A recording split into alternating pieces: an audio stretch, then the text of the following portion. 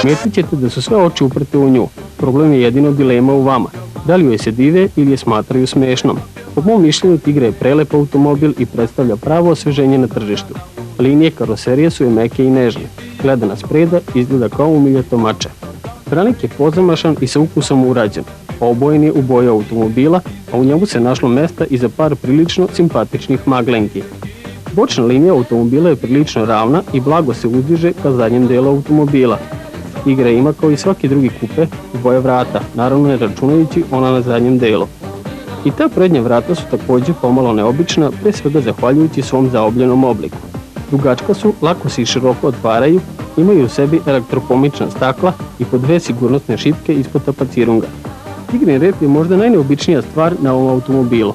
Skoro je ravan, izuzimajući tu par prelepih izbočina u vidu spojlera i naravno ogromnu staklenu kupolu koja se od kratkog krova spušta pod uglom od 30 stepeni sve do simpatičnog repa. Pošto je staklo ogromno, ogroman je ceo poklopac prtljažnika koji se lako i visoko otvara. Gotovo od same ivice zadnjeg branika, ostavljajući dovoljno mesta za utvar prtljaga između neobičnih zadnjih svetala.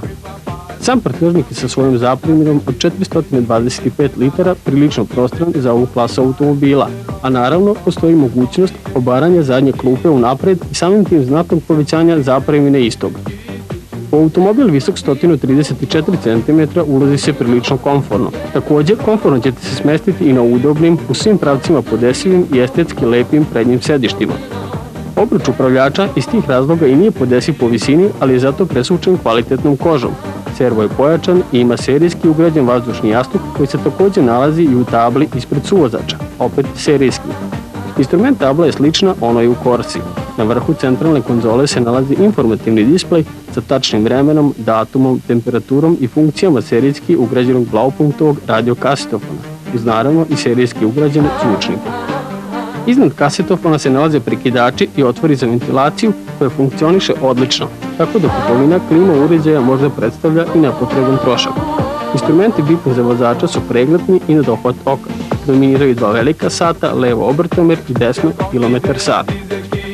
Sam motor je postavljen napred, poprečno i po konstrukciji je redni četvorocilindraš, ukupne radne zapremine od 1598 kubnih centimetara, a razvija lepih 106 konjskih snaga pri 6000 obrtaja u minuti. Sve to je dovoljno da automobil težak 1075 kg potera iz mesta do brzine od 100 km/h za 9,68 sekundi na našem testu i maksimalnih 197 km/h. Tigrin motor zaista kultivisano radi i razvija snagu prilično ravnomerno sve do 4000 obrtaja u minuti kada postaje žestok borac.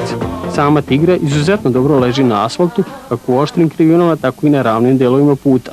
Čak i pri maksimalnoj brzini automobil ne vuče u stranu i nije težak na volanu. Pri brzini od 180 km/h, koja iznosi otprilike 90% maksimalne brzine ovog automobila, naglo sam kočio i zaključio da se isti ponaša gotovo savršeno, pre svega zahvaljujući napred postavljenim samoventilirajućim diskovima i serijski ugrađenom ABS-u. Tigra je na našem testu trošila prosječno 9 litara benzina, što je zaista prihvatljiva cifra s obzirom na uslove u kojima je vožena. Cifra, koja je mnogo veća, iznosi 28.900 i predstavlja broj nemačkih maraka koje je potrebno izdvojiti u našoj zemlji za ovaj zaista izuzetan automobil, naravno bez carinskih i ostalih dažbina. Let the beat go on.